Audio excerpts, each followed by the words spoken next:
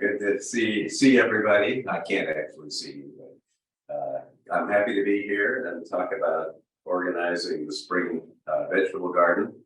Doesn't seem very spring-like out there right now, and we may have kind of an extended cool weather gardening possibility here, which is not a bad thing in our area. We're going to have plenty of water in the ground.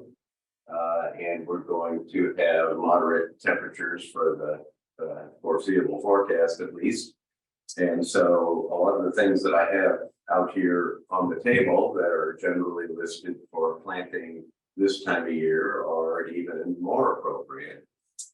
And some of the things that we generally plant later, warmer crops, tomatoes and peppers and that sort of thing, maybe a little bit later than usual, but you never know. And of course, it seemed spring-like a few weeks ago, and then suddenly got cold, and it may get spring-like again very soon. So we'll be flexible, and what we're going to talk about here are methods of visualizing your space. Taking care of your soil, whether that's in the ground or in containers, planning out the space requirements for different kinds of vegetables and herbs, and then some planting techniques, and then a little discussion of what and why things are appropriate to plant now as opposed to when things are a little bit warmer. And then later on in the season, in April, we'll be talking specifically about tomatoes. And in early May, we'll be talking specifically about peppers, because those are good months for planting those two kinds of vegetables. And that's usually an appropriate time to discuss them. I'll also give you a few little planting techniques here. I'll just show you how I plant something out of these types of containers and into the ground or into a bigger container, so that those who are just starting out have a little bit of basic info there. And we're going to talk about, I don't know if those are in the picture, the bags of soil amendments down there, but talk about why we amend the soil and what kinds of materials we use to do that, and what that does for the soil. I think we listed in the outline that was available to you some resources, and I want to just give a pitch for a couple of them. One is All New Square Foot Gardening by Bartholomew. I really enjoy this book. Mel advocates a system where you basically think of your garden in square foot sections. And I've actually done some raised beds where I marked out 1 square foot areas with string across, making a little grid. And then we talk about how many plants of different kinds you can plant in each of those square foot areas, or maybe it takes 2 square feet or 4 square feet. But it's a great way of visualizing your garden space. And the other really terrific resource we have there is Golden Gate Gardening by Pam Pierce. This is an old kind of faded copy, but this is sort of the Bible for Bay Area vegetable gardening, chock full of details and different ways of growing things in different microclimates. If you're in a foggier area, if you're in a sunnier area, she talks about the differences, and it's a terrific book. Still in print, both of these. Also, the Master Gardeners, this is a UC Davis project. Master Gardeners of each county generally have terrific information about growing vegetables in your county.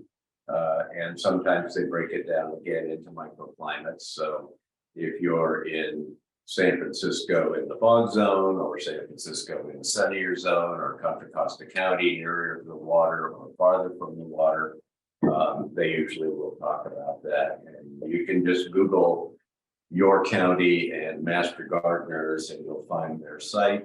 Often they'll have calendars for when to plant what when, which are very handy. The Slope Garden Center website, slopegardens.com, has several, at least 2 different planting charts for vegetables for cool season and warmer season. And you can just Google slope planting chart and those will pop up pretty easily. Your local garden center, whether that's a slope or something else that you like to go to, generally will have the best information on what varieties of vegetables grow best in your area historically.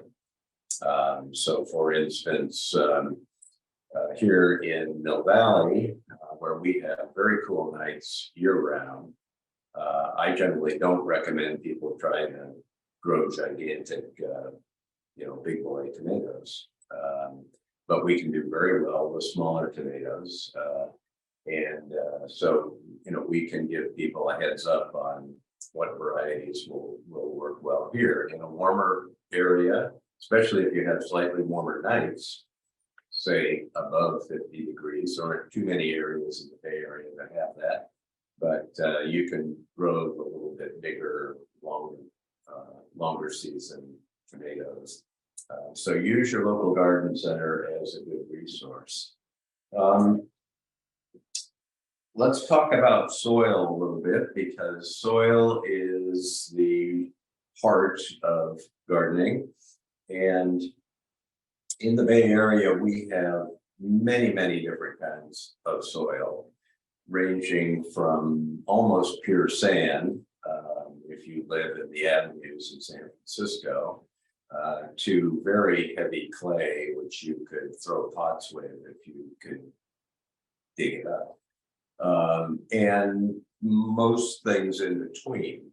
Soils vary in particle size. So sand is a large particle. Clay is the tiniest particle. And loams are the kind of medium-sized Goldilocks types of soils that you usually find in alluvial bottoms, river basins, where like the Nile, the river has flooded and deposited soils down from the mountains over the eons. And so the Sacramento Valley would be a good example of that, or parts of the Santa Clara Valley where agriculture can be done commercially because the soil is so terrific. Now here we have generally a rockier, younger soil in most of the sort of the hilly parts of the Bay Area. And more than that, when houses are developed, usually the first thing the developer does is scrape all the topsoil off so that they have a place to build the house.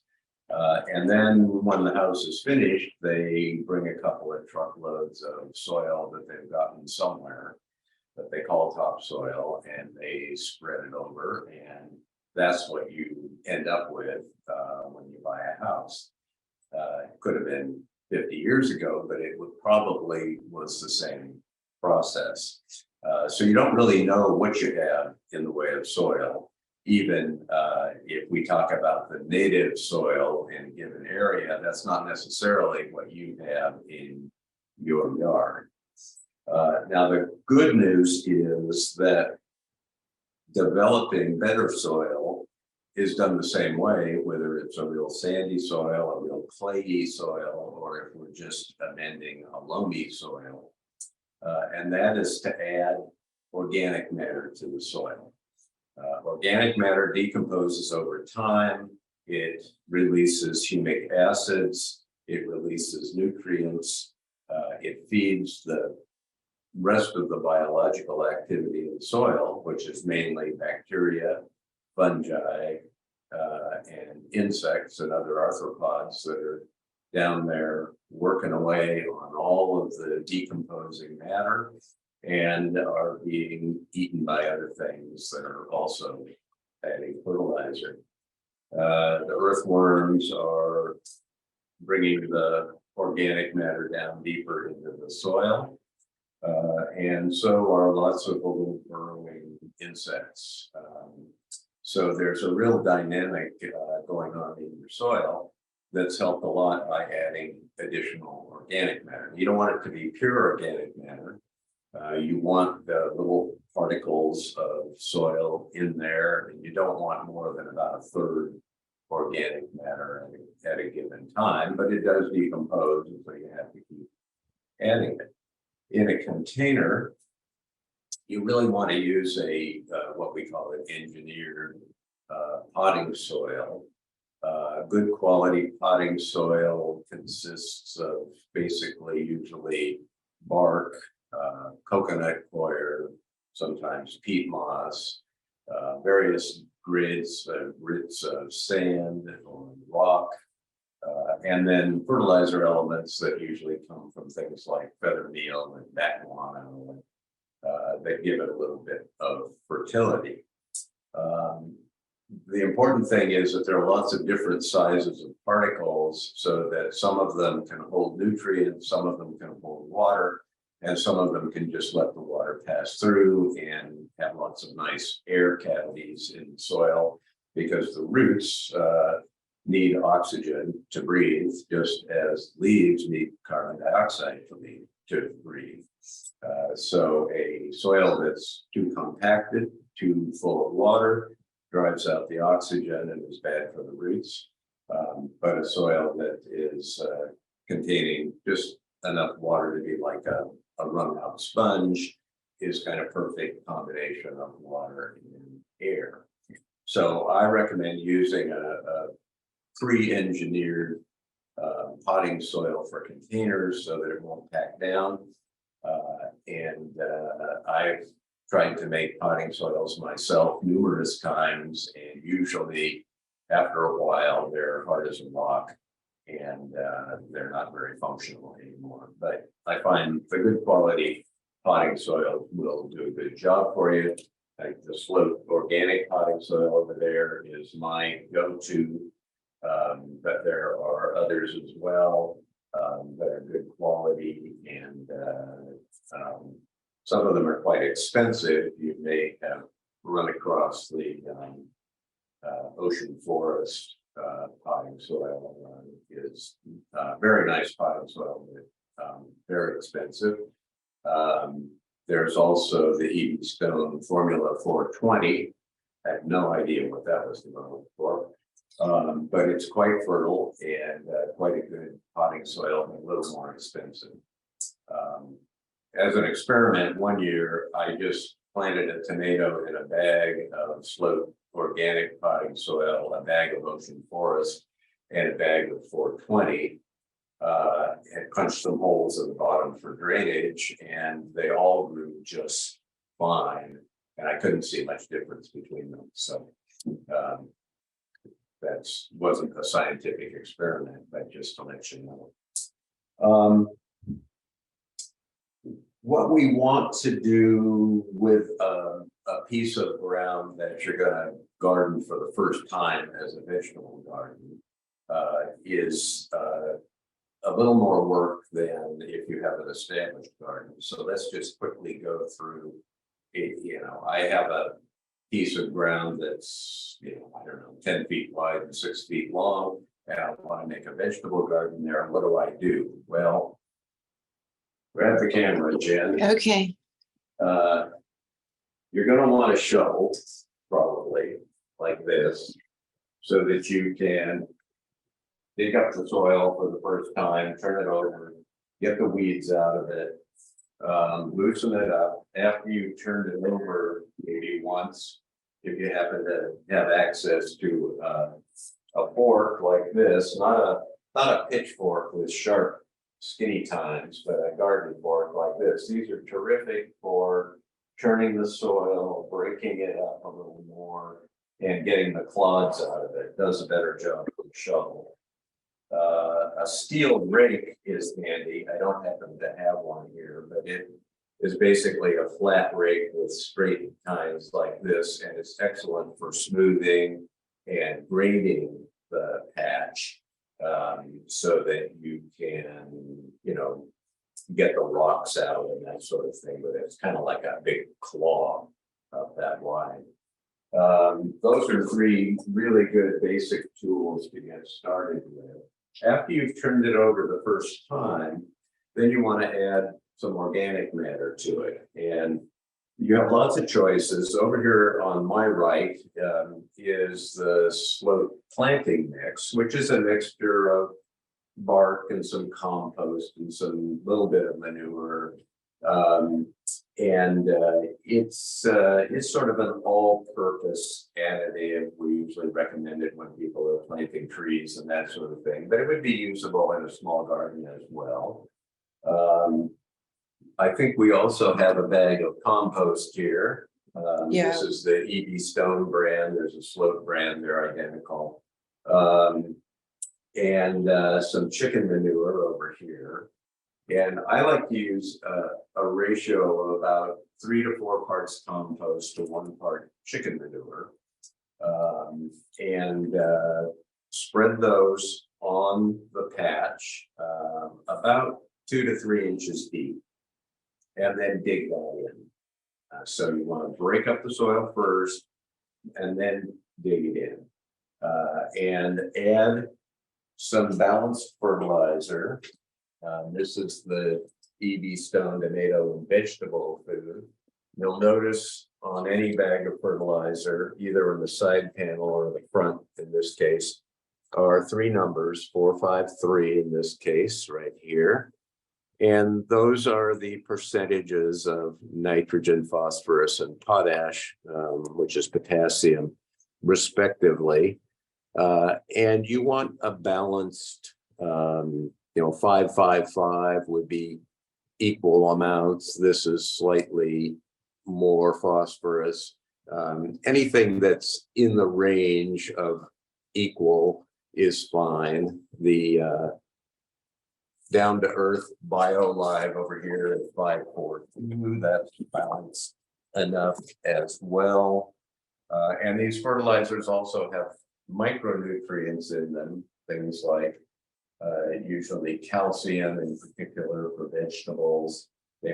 Some of them might have some added iron, and they also usually will have some added mycorrhizal fungi and some bacterial strains in them to add to your soil, and those are both beneficial for the soils. It helps the soil texture, and it also helps to make the connection between the plant roots and the soil, the minerals and the moisture in the soil. So you want to add fertilizer. Just follow the package directions, figure out your area, and it'll say, a pound or a half a pound per 100 square feet. And this bag is 4 pounds, so you can figure out, roughly how much is a pound. You don't have to be chef-like exact in this, but you don't want to put on 3 times as much as the directions say to put on. That's not only wasteful, but potentially could make it difficult for the plants. The good thing about organic fertilizers like these is that they require some biological action to release the nutrients. And so you're not going to salt up the soil or shock the plants the way you can with a synthetic fertilizer that's immediately soluble and immediately available in large quantities. If you see numbers that are in a balanced fertilizer that are more than 5 or 6% nitrogen, then you know that you're dealing with a synthetic fertilizer. If it says 16, 16, 16, that's not an organic fertilizer, and it's going to be very quickly available for the plants. So you got to be very careful about how you use it.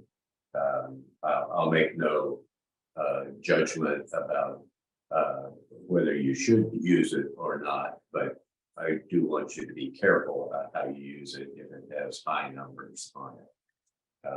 Lawn fertilizers, for instance, can have 20% nitrogen. They're almost pure nitrogen. And you want to be real careful about using those on other plants in your garden.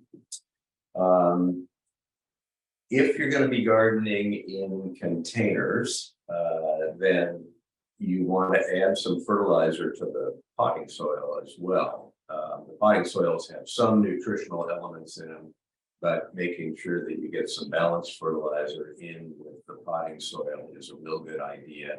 In a container that is, say, a largish container like this. This is nominal, what we call a 15-gallon can, which will hold about a bag of potting soil. I would put 2 big full handfuls of fertilizer in with the potting soil and mix it in well. That's probably, my hands aren't that big, but half a cup to a cup of additional fertilizer with the fresh potting soil is a good idea. And if you have older containers that have older potting soil in them that you've already grown things in, you can refresh that. I like to dump the container out on a surface, like a concrete or a piece of plywood or something, and remix the soil a little bit, and then add some compost at least, and maybe a little bit of manure as well, because those are the elements that will decompose in the old potting soil. Then add a little balanced fertilizer and put it back in the container. And for growing most things, that'll work fine. You have to be a little careful. We'll talk about it when we talk about tomatoes. They're fussy. Well, no, they're not fussy. They're just subject to a lot of diseases. And so you want to be a little careful about reusing your soil based on your previous history. But that's not for today. Most of the things that we would be planting this season, in the cool season like this, don't have too many disease problems, other than maybe a little bit of mildew if it's really, really wet and you don't have full sun. And right now, this time of year, there's not much in the way of insect activity to bother them either. And so it's a great time for growing leafy greens. Out on the table here in front of us are an array of things that are just, out in the nursery right now, seasonally. You'll notice there are no tomatoes or peppers or watermelons or squash, since they need warmer temperatures. And so instead, we have things like Swiss chard and kale of various kinds. This is Swiss chard. Beets, which are the same plant as Swiss chard, Betula vulgaris, but are grown for the root rather than the leaf. This is celery and leeks and various kinds of lettuces, and then some of the brassicas. This is what is this? A cabbage, red jewel cabbage, and a couple of kinds of broccoli. And then all the herbs that are winter hardy can grow throughout the winter. And those include parsley and cilantro and mints, thyme, oregano. What else do we have here? Sage. And I give a shout out to strawberries, which we should get in as early as possible now. They usually start to give us fruit in about June.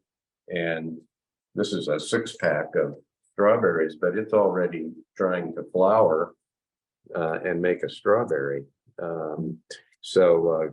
If we get them in the ground now, they can grow for a while, and then when the weather warms up, they'll give you a nice crop. If you wait until June to plant them, you're going to kind of miss out on the biggest batch of strawberries. And then we want to remember some of the small fruits too. This is a beautiful blueberry. This variety is called Misty. Blueberries can grow fine in the Bay Area, especially in the cooler areas out in the full sun. If you're in a super hot area, they're going to need quite a bit of water. So you want to think about that. And you might have to grow them in a little bit of shade in the hot part of the day. But they make a wonderful garden addition. They're quite pretty. And you want to make sure that you get what are called southern high bush blueberries. The northern high bushes need colder temperatures than we have. And so the southern high bushes have been developed for warmer climates like ours. Well, they were really developed for the southeastern United States, but they do just fine around here. And generally speaking, you want to get a couple of varieties so that they can cross-pollinate and give you a slightly bigger crop, although that's not essential.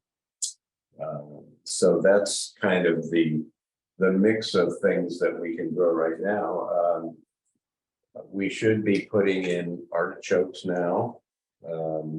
They get quite big and they'll give you the artichokes during the summer. If you run across something exotic like a tree collard, this is a good time to plant it. Tree collards are a perennial form of collard. You can see, if you bumped into this in a dark alley at night, you would say it's kale, but it's actually a collard. And they grow about 6 feet tall and will be there year after year. So although they're a bit expensive to buy the first time, they're really a good investment. And they are super flavorful and super good for you. They're a rich source of calcium, among other things.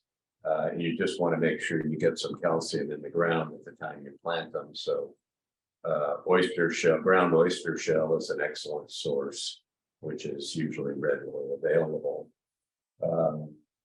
Herbs are often available now in slightly larger sizes. This is a really pretty lemon variegated, golden variegated thyme. This is a form of creeping thyme, and it smells real lemony, great for chicken or fish. And then there are types of thyme that grow more upright. This is Italian Faustini thyme, which grows like a little shrub and quite stiff, but the scent and the flavor is very much like French or English thyme, which are both more creeping. So I like it because it kind of stays put. The creeping thymes, if you put them in a pot or in a container, they'll creep all over the place on you. But the Faustini will stay put and just grow as a little bush. Let's see. I want to talk a little more about planting charts because they are your friend, and they can save you a passel of difficulties. If you have Golden Gate Gardening, Pam Pierce has very, very detailed planting charts for both cooler and warmer parts of the Bay Area. And if you were to look at the February chart and even the March chart, it would include all of these vegetables, but none would include tomatoes or peppers or watermelon or zucchini squash. What else would they not include? Beans. But they would, in addition to these, include peas, which I just didn't happen to have in to show you.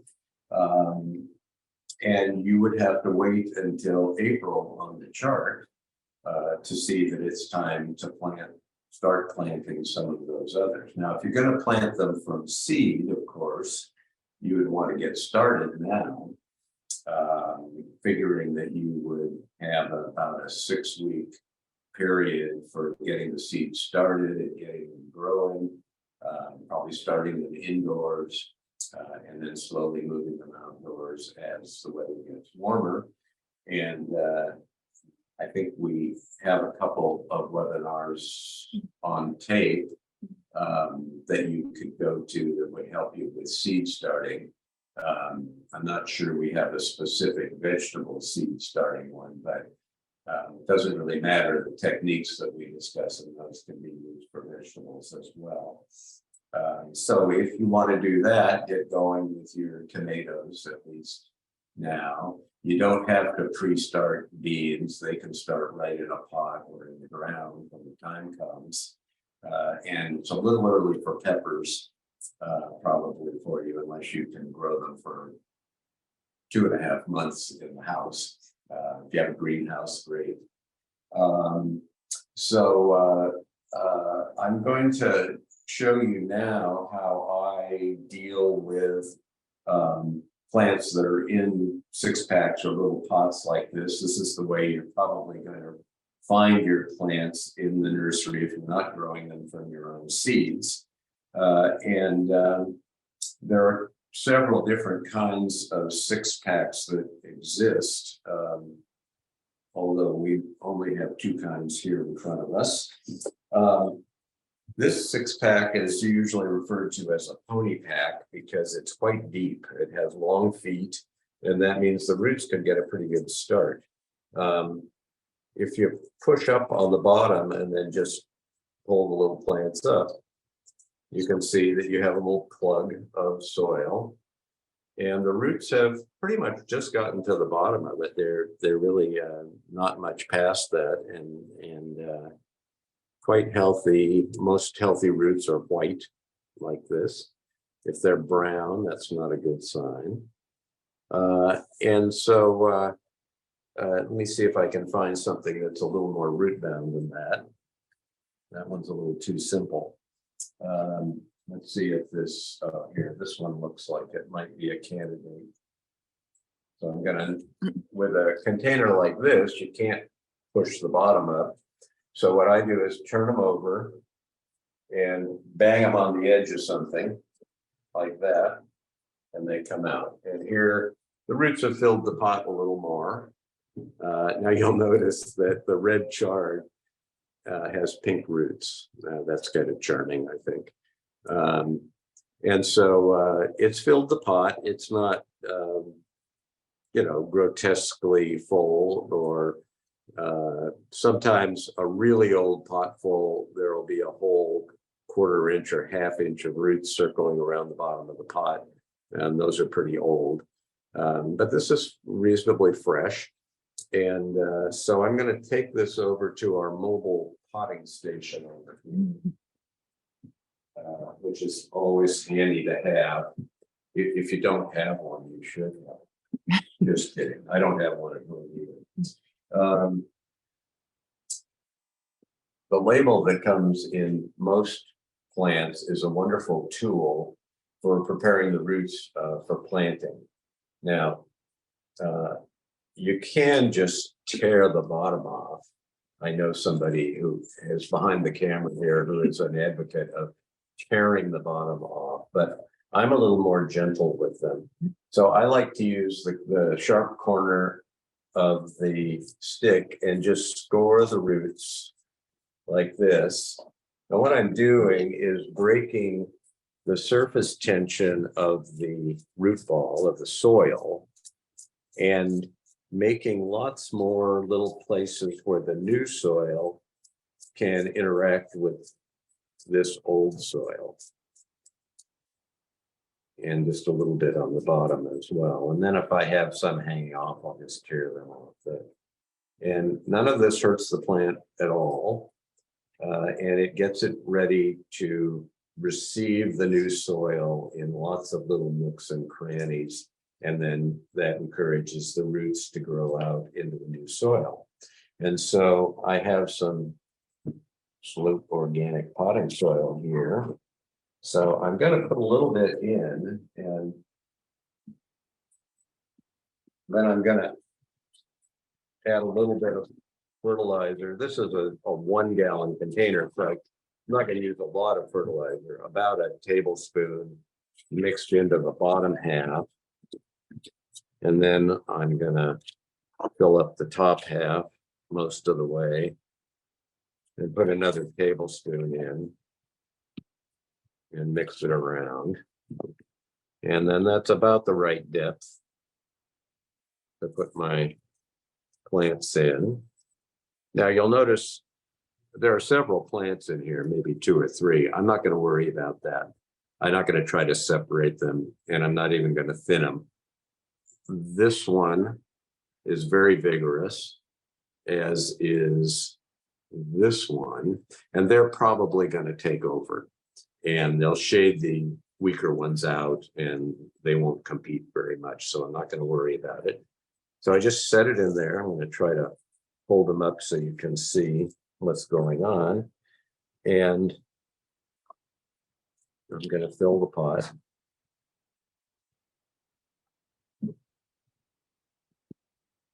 Poke it down a little bit. And then I like to wham it a little bit. And I can add just a little bit more soil then. It already looks happier in a new pot. Yeah, well, it was ready. It was Yeah. filling up that old pot, and now it's going to have some room to grow. And then you want to, water it in. And sometimes the soil will sink when you water it a little bit. If you had some air pockets in there, they'll get filled. Then you can add a little more soil. But this looks like it will be just about the right amount. And Can that live out its life in that 1 gallon can, or are you gonna have to upgrade? well, chard is one of those things that can live a long time.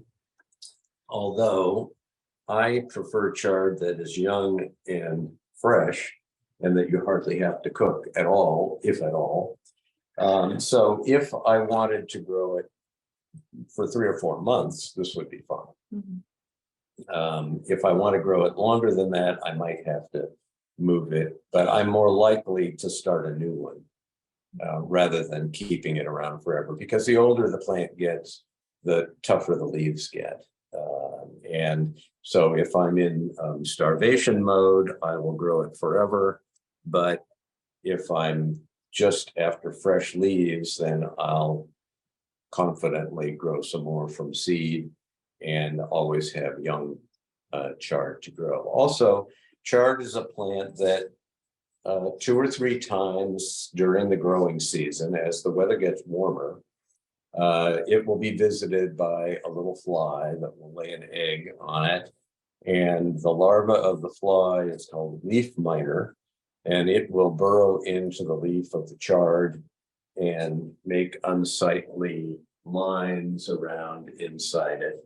And although it doesn't usually damage the plant to the point where it won't keep growing, it's unsightly, and a lot of people don't like to eat the leaves once they've got the leaf miners in them. So what you usually do then is pick off all the leaves and let it grow a new crop, and often the leaf miners won't come for that crop, but then they'll come later in the year. Any of the beet and chard family plants are favorite food of leaf miners, and you just have to realize that they're seasonal. They come and go. You can pick off the leaves and let the plant grow fresh, and you'll probably have plenty of new ones to eat. But they look pretty nasty when they're really eaten a lot. Your citrus will also get leaf miners, and again, it's not going to hurt the plant, it's not going to hurt the fruit. And I don't recommend you pick off all the leaves on your citrus trees.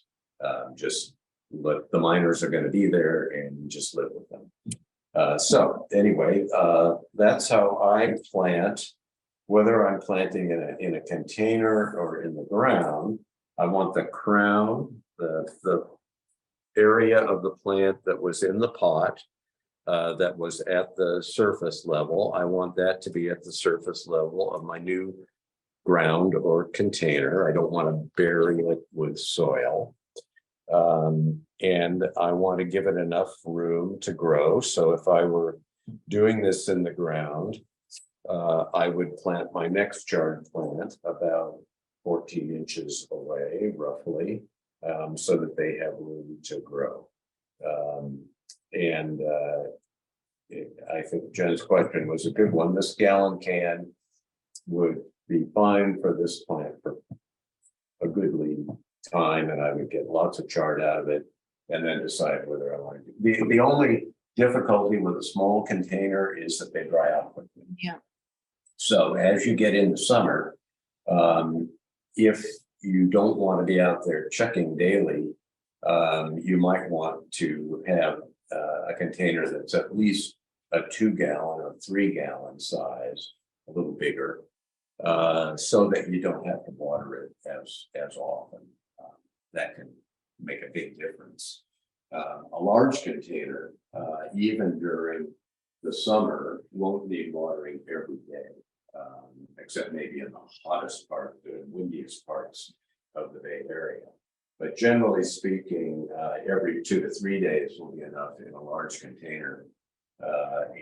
Sometimes when we have spates of fog late into the day, you can go quite some time. This is your best water meter. Stick your finger in the soil and see if it's nice and cool and moist down there. If it is, you don't need the water, even if the top is dry and crusted over. Realize that it's going to be wetter and wetter as you go down. And things don't dry out from the bottom, they dry out from the top. And if it's wet 2 inches down, it's going to be quite a bit wetter, 4 inches or 6 inches in the foot down. So it's a good indicator. You can also get water meters that will tell you they're kind of cool. They don't need batteries or anything. They somehow use the electricity that 2 kinds of metal make when they get into the soil. And as you put them in, they're usually about that long, but you can see them going wetter, wetter, wetter as you go down in the ground of the container. And so then you become a believer that that's really what's happening.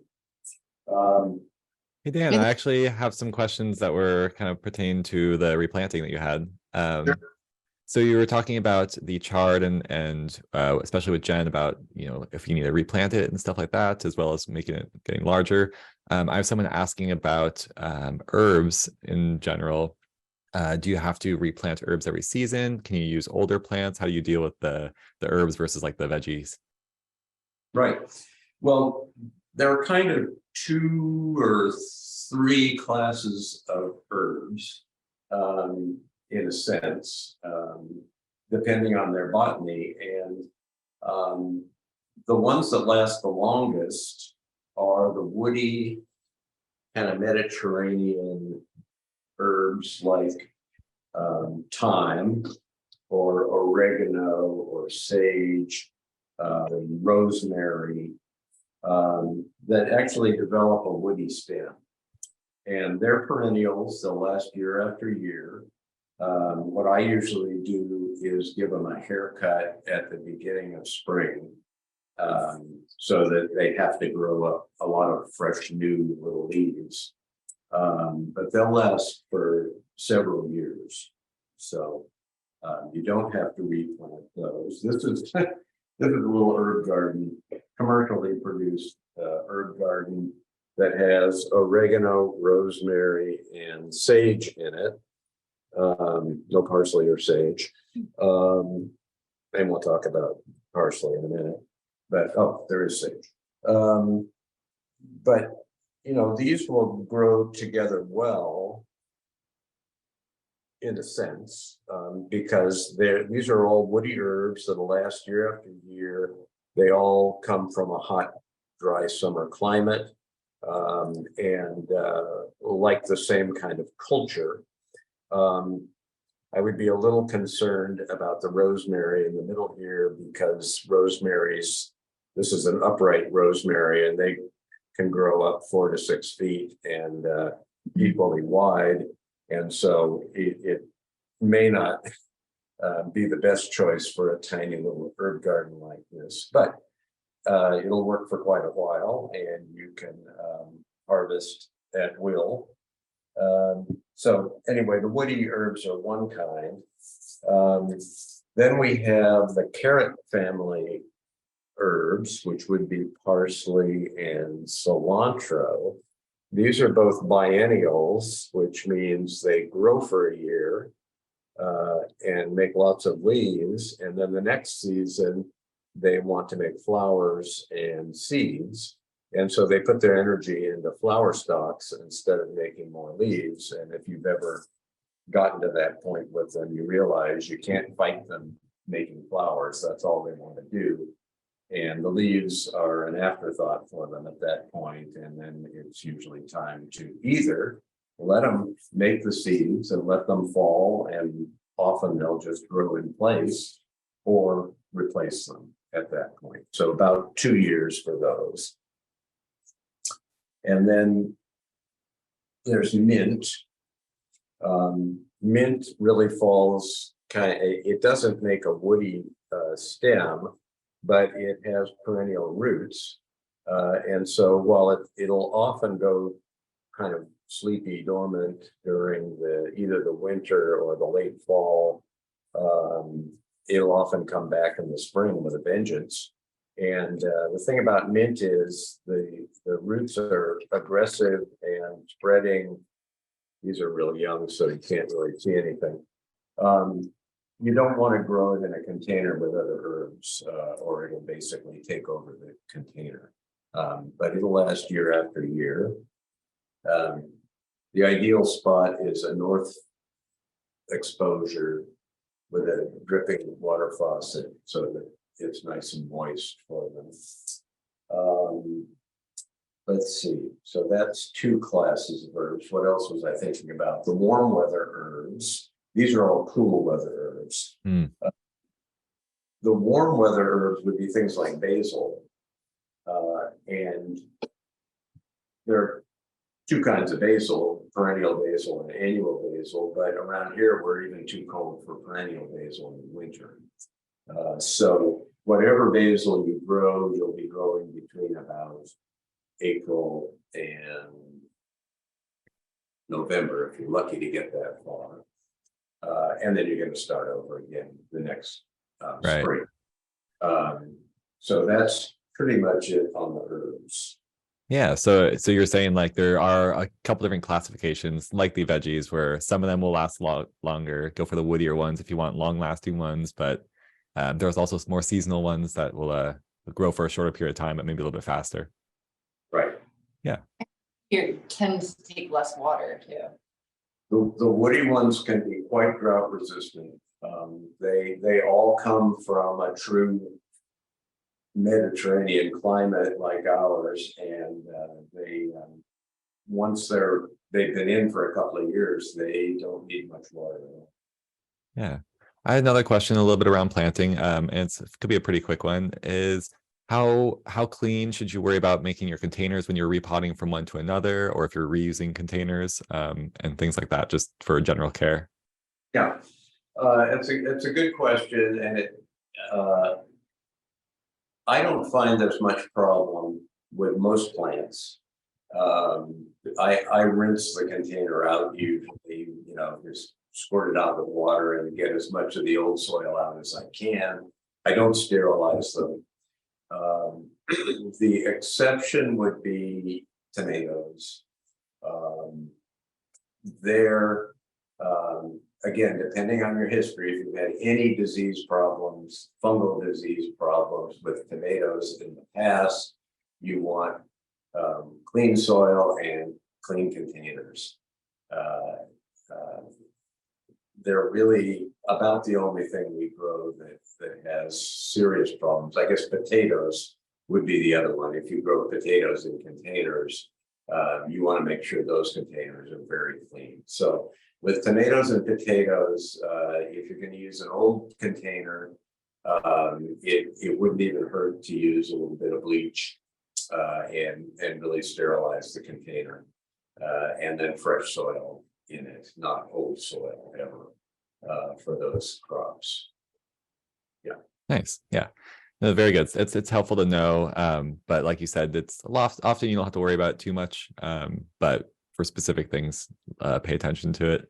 And we're coming up to close to the end of the class, and I was looking through, and you covered a lot of what you talked about in your outline, and it's really nice to hear about the different kinds of planting spaces, talking about soil and repotting. So very helpful stuff. Just as a very recent thing that happened, especially in our Bay Area, should we worry a little bit more about like some of those frost warnings or anything like that with some of our herbs, especially for planting right now? I know it's going to end soon, but it's a little bit more pertinent. Well, I would certainly pay attention to the forecast. Now, this seems like it's been a cold spell, and obviously the snow is unusual and all of that stuff. On the other hand, at my house, I haven't covered my citrus all year this year, and they've been just fine. It got as low as 28 one night there. Here at the nursery, we haven't covered the citrus, and with the exception of the key limes, which lost their leaves, which they would have done anyway, even if they were covered, we haven't had frost damage. That's in Mill Valley. That's in Mill Valley here at the nursery, but it's in the bottomland of Mill Valley, and it does get frosty. But you have to pay attention to the forecast in your area and be equipped. A frost blanket is a good thing to have to throw over plants if they're newly planted and you're going to get an unusually cold night. It's a good idea to cover them. And don't plant the things that are real frost tender yet. We used to say that February 17th was the date of last frost in most of the Bay Area, and this year has put the lie to that, but that's an average date anyway. By March 1st, we almost never get any more frost, but we can get some cool nights. And things like tomatoes and peppers and watermelons and squash do not like nights that get as low as 40 degrees. And they'll be very uncomfortable in that. And the problem usually isn't that the leaves will freeze. The problem is that the soil is so cold and wet that the roots won't grow. And the plant will just sit there, and then it'll be subject to whatever pathogens come along. Usually it'll be at the ground level, and it'll be fungi or bacteria that attack it at the ground level.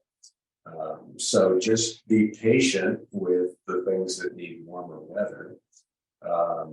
I do advocate getting tomatoes when they're available. It doesn't mean the first day that they're available, but if you have a little bit of room someplace where you can grow a small tomato, one that's in a 3.5 or 4 inch pot. This is not a tomato, but pretend you're a tomato.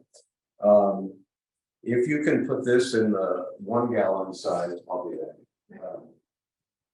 1 gallon size container and grow it for a few weeks in that container till the roots kind of fill that container up. The advantage is that the container will warm up during the day, and then you can set it in a protected spot at night, like against the house under an eave, where it'll get some heat that's radiating out of the house. And you'll get a real head start on the tomatoes that way, and you'll take advantage of the choices that are available. The unfortunate trend, I think, is that we get the tomatoes in earlier and earlier each year, it seems like. The growers have them available for us in massive numbers earlier and earlier, and you feel compelled to bring them in, even when it's a little too cool for them. So your defense is to put them in the gallon cans or even a 2 gallon can and let them grow for a while. And without being in the cold ground, because it's remarkable how much warmer, especially a black can with some sun shining on it will be than the ground. The ground is going to be in the neighborhood of 40 degrees for quite a while. But the can can warm up so that the plants can actually grow. But then it's important that you give them some protection at night because, again, if the night gets down to 40 degrees, they're going to be very unhappy with you. And they remember. So treat them right. Let me just give a shout out to planting flowers with your vegetables, especially things like alyssum, marigolds, calendulas that attract insects. There's plenty of research out there showing that intercropping vegetables with flowers, intercropping means mixing them together, brings in lots of beneficial insects, which we define beneficial, we say are the ones that eat the insects that eat the plants.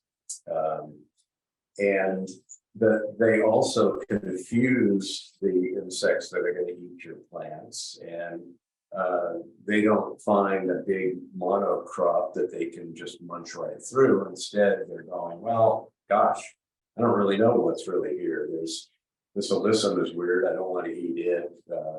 Where is the Swiss chard that I want to go after? So lots of different flowers. They'll bring in pollinators. They'll bring in beneficial insects that will keep your other insects under control. And they'll look pretty as well. And you can start some of those from seed a little later on, but lots of them are available to you right now. And planting them when you plant your vegetable garden is a good idea so that you don't have to tromp in there later and mash the soil down and, you know, plant the flowers at that time. So that's a real good idea. And that's really a type of companion planting. You can find lots of information about which vegetables like to be with other vegetables, although there's not a ton of actual research. Most of it is anecdotal. But there is some real research about the value of bringing in the beneficial insects. And so I highly recommend that. And you can also do your own little experiment with using the three sisters and grow beans and squash and a couple of corn stalks. You won't get much corn that way, but you'll at least grow something that the beans can climb up. And that's kind of the original Mesoamerican companion planting. And so you'll be recreating history there.